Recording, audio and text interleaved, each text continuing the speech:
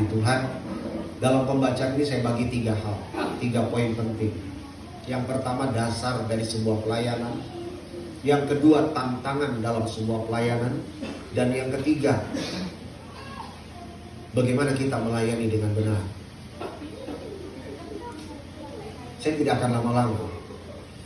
Yang pertama, dasar sebuah pelayanan. Itu di dalam ayat 1 dikatakan, karena dalam Kristus ada titik-titik, ada bla bla bla bla seterusnya.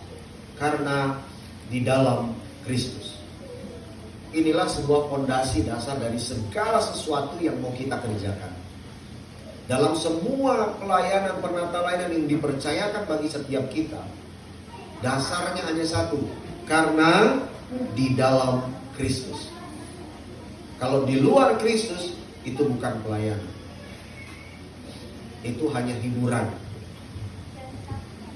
Tapi di dalam Kristus, ini fondasinya. Semua yang mau kita lakukan yang dipercayakan Tuhan bagi Bapak Ibu pengurus, termasuk saya juga di BHL dan ADS, kita harus pegang teguh bahwa saya melakukan ini semua dasarnya karena apa? Karena Kristus, bukan karena yang lain. Kalau kita membangun atau mendirikan sebuah pelayanan kalau karena dasar yang lain, maka itu tidak akan berjalan dengan baik dan maksimal, bahkan bisa mendatangkan kemunduran, kehancuran sebuah pelayanan. Karena apa? Karena dasarnya udah salah. Kita membangun sebuah rumah, kalau dasarnya salah, mungkin kelihatannya bagus, megah, tapi satu ketika ada goncangan, itu akan rubuh, luluh lantak. Karena apa? Dasarnya salah. Nah, demikian juga di dalam kehidupan kita, di dalam menata layani pekerjaan Tuhan. Semua harus dimulai dengan Kristus. Kalau bukan Kristus, maka percuma. Kalau dasarnya karena motivasi cari-cari yang di luar itu, maka tidak ada gunanya. Kalau dasarnya karena, saya melayani Tuhan karena saya memang pemimpin di sini, karena saya punya jabatan di sini. Sorry. Itu bukan dasar pelayanan yang teguh. Kita semua dipanggil melayani bukan karena jabatan saudara dan saya, bukan karena saya punya harta kekayaan yang lebih dari yang lain, bukan karena saya punya performance fisik saya jauh lebih baik dari orang lain, bukan karena suara saya lebih merdu daripada orang lain, bukan karena ketampanan dan kecantikan saya, bukan karena kepintaran saya, bukan. Dasarnya apa? Kristus. Hanya itu. Kalau ini tidak kita mengerti, maka sia-sia kita membangun sebuah pelayanan. Kita bertemu di tempat ini juga dasarnya apa? Kristus. Karena dari Kristuslah maka mengalir semuanya. Di dalam Kristus ada semuanya. Ada nasihat, penghiburan, persekutuan roh, dan sebagainya. Ada kesehatian. Dikatakan di sini, hendaklah kamu sehati, sepikir dalam satu kasih, satu jiwa, satu tujuan. Bagaimana kita bisa melayani Tuhan satu hati, satu pikir, satu tujuan? Gimana? Kristus. Kalau bukan karena Kristus gak akan bisa satu. Apalagi dalam mempersiapkan Natal. Dari konsumsi aja udah rame. Segala soal bumbu, cabai, bawang putih, bawang merah dan sebagainya. Ini harus begini, ini harus begitu. Akhirnya gak cocok, saling lempar. Pisau dilempar lah. Ya. Bertengkar, gak cocok. Yang bilang masa opor, yang satu masa ini, gitu kan. Gak bisa. Wah. Bagaimana bisa mengatasi itu semua? Kristus. Kalau bukan karena Kristus pasti banyak yang apa? Ngambek, ya kan? Malas, sudahlah. Saya nggak usah ikut di sana lah, percuma. Gitu. Orang-orangnya nggak bisa diajak bekerja sama. Apalagi dalam membangun pekerjaan Tuhan. Semua harus dasarnya Kristus. Yesus Tuhan saudara dan saya. Betul akan ada selalu perbedaan pendapat. Betul selalu akan ada sedikit perdebatan. Tetapi ingat, kalau Kristus itu adalah dasar, pasti semua akan dipersatukan.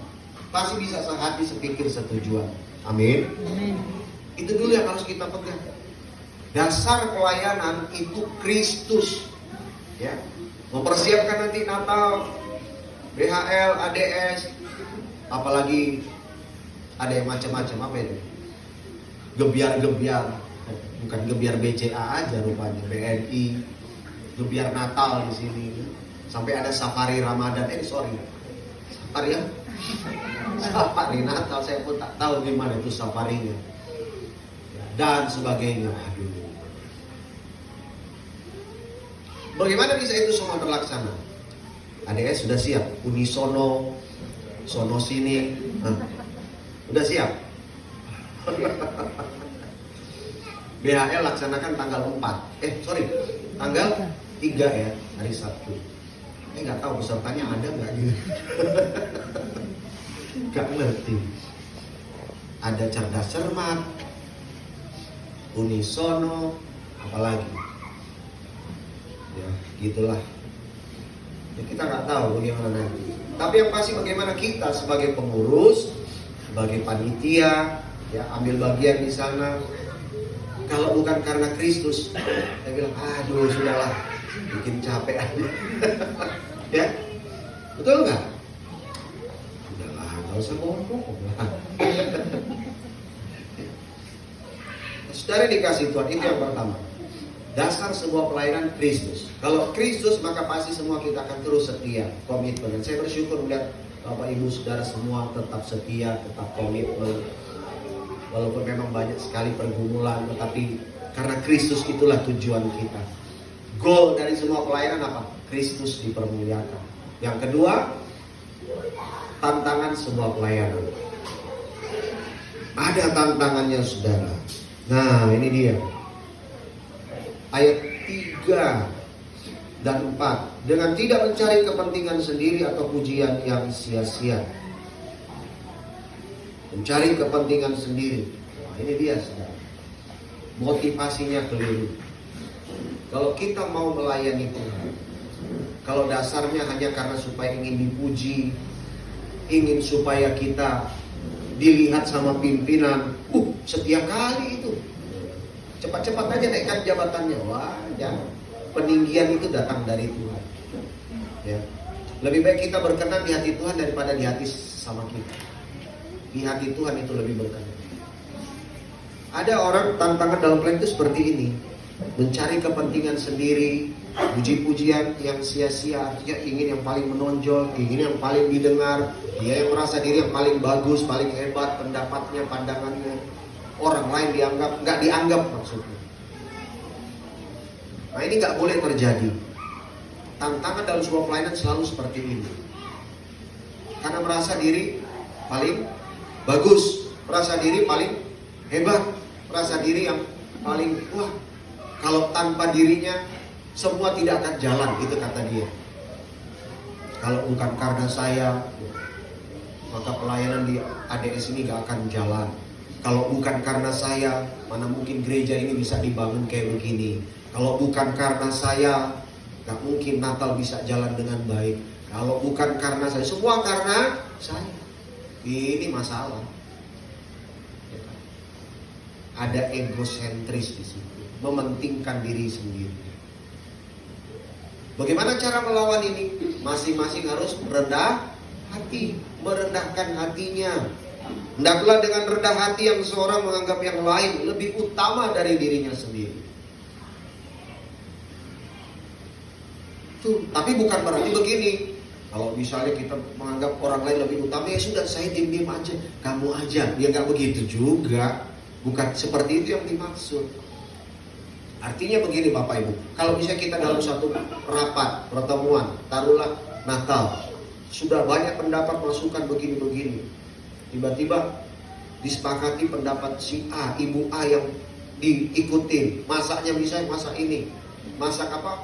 Tadi misalnya masak babi rica, wah begitu kira-kira ya, karena ada pesan juga dari sana, Natal kalau bisa jangan suasana Lebaran. Kami tangkap itu maksudnya. Makanannya jangan yang bernuansa Lebaran gitu ya. Katanya begitu. Misalnya udah disepakati, kita maunya jangan yang itu, yang begini. Tapi ketika semua rapat yang ini disetujui, yang kita artinya apa? Ya udah, kita ikut berpartisipasi. Jangan karena pendapat kita tidak didengar, tidak diikuti, terus kita mundur. Sudahlah. Kan dia punya pendapat yang udah biar aja dia yang kerjain. Ini bukan pelayanan namanya. Tidak boleh. Kalau sudah disepakati bersama, semua setuju, ya udah lakukan.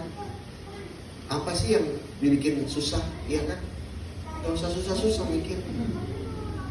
Itu pelayanan. Tantangannya apa? Itu tadi, mementingkan diri sendiri, merasa diri lebih hebat, merasa diri yang paling benar, paling baik. Gak boleh ada di dalam pelayanan, dalam kepengurusan.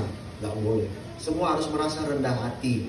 Artinya kita juga sama-sama lagi belajar, ya, sama-sama saling belajar satu sama lain. Itu yang kedua. Tadi yang pertama apa? Dasar sebuah pelayanan adalah Kristus. Tantangan pelayanan apa? Mementingkan diri sendiri. Cara mengatasinya apa? Rendah hati, saling merendahkan hati satu sama lain. Jangan memaksakan keinginannya. Walaupun mungkin keinginan kita itu baik, tapi kalau semua orang merasa yang sana yang jauh lebih baik, ya udah, legowo, ya, berbesar hati. Nah, orang yang berbesar hati artinya apa? Dia menerima dan juga ikut berkontribusi, bukan menarik diri, mundur, akhirnya di sana ngomong-ngomongin, di belakang sana omong-omong sana. Waduh, nggak baik gitu ya. Sehingga akhirnya Natal itu, sebelum Natal malah orang ribut, panitia bisa ribut, bertengkar. Waduh, ini nggak boleh terjadi, Bapak Ibu. Ini sangat memprihatinkan kalau sampai sebelum Natal mulai bertengkar. Apalagi sudah pelaksanaan Natal. Waduh, sama aja tetap gitu kan. Nggak boleh terjadi. Ingat, semua bisa kita atasi kalau kita tahu dasarnya apa? Kristus. Contoh teladan yang harus kita lakukan apa? Tujuan dari sebuah pelayanan apa, saudara? Tujuan dari sebuah pelayanan ayat 9, 10, dan 11. Kita baca khususnya di ayat 11 terakhir. Dan segala lidah mengaku Yesus Kristus adalah Tuhan bagi kemuliaan Allah Bapa. Itulah tujuannya, itulah goalnya. Kalau dasar pelayanan Kristus, maka tujuan goal pelayanan itu adalah Kristus dipermuliakan. Bukan pengurusnya yang dipermuliakan, bukan panitianya, ketuanya, anggotanya yang dipermuliakan. Tidak ada. Kristuslah yang harus dikumandangkan, dipermuliakan. Ya, itu penting. Di dalam kita mau membangun sebuah pelayanan. Pelayanan juga seperti itu. Biarlah di dalam pelayanan kita di gereja BHLADS, kita harus punya satu tujuan. Kristus saja yang dipermuliakan. Kalau gereja kita mengalami kemajuan, banyak orang semakin datang beribadah, banyak orang mengalami lawatan Tuhan, Kristus yang dipermuliakan, bukan pendetanya, bukan majelisnya, gitu. Kristus saja dipermuliakan, ditinggikan. Itu pelayanan yang berkenan, yang benar di mata Tuhan. Jadi Bapak Ibu, marilah kita semua melalui firman Tuhan ini, kiranya kita dikuatkan, disemangatkan kembali, dan kita juga mau diarahkan bagaimana kita melayani Tuhan dengan benar. Dan saya percaya kalau tujuannya, dasarnya benar, tujuannya benar, maka semua penghalang itu dapat kita lewati. Dan saya percaya kalau tujuannya benar, Kristus dipermuliakan, maka dia akan menarik banyak orang datang kepadanya. Alkitab katakan kalau anak manusia itu ditinggikan, dipermuliakan, dia akan menarik banyak orang datang kepadanya. Wow, luar biasa. Jadi mari kita muliakan Tuhan. Mari persiapkan Natal dengan tujuan Yesus saja yang dipermuliakan. Karena Natal hanya bicara satu pribadi. Siapa? Yesus. Gak ada yang lain. Jangan bicara yang lain tentang Natal. Natal hanya bicara tentang Yesus. Karena Natal itu adalah Yesus sendiri. Tuhan Yesus menolong kita, renungkan dan jadilah bijak. Amin.